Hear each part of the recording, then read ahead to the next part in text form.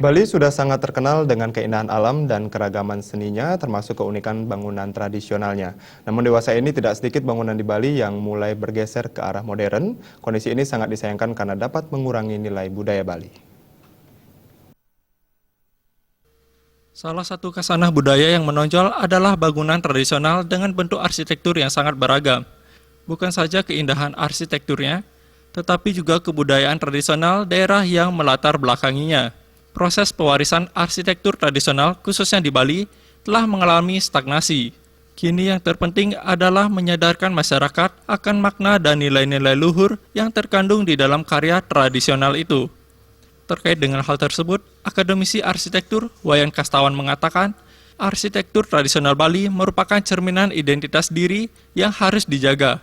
Arsitektur Bali sejatinya sudah sangat terkenal hingga ke mancanegara, namun dalam perkembangannya, seperti sekarang ini, sangat disayangkan sebab di tanahnya sendiri, yakni Bali, arsitektur tradisional tersebut kian ditinggalkan.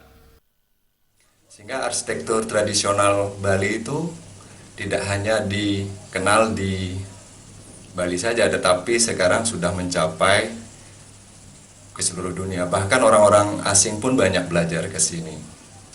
Tetapi apa yang terjadi dengan ruang, dengan bangunan yang ada di pulau tercinta ini, sepertinya bagikan sebuah paradoksial. Ketika nilai agung kebudayaan Bali itu dipercayai, diagungkan oleh banyak orang, tetapi kondisi fakta real malah sebaliknya.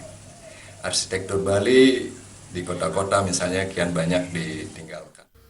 Perkembangan pembangunan yang pesat di Bali harus disikapi dengan tetap menampilkan arsitektur yang bernafaskan Bali. Artinya, ada pakem yang jelas yang tidak akan dilanggar oleh para undagi dan pemilik bangunan demi kelestarian budaya Bali itu sendiri. Darta dan Yudi Pertana, Bali TV.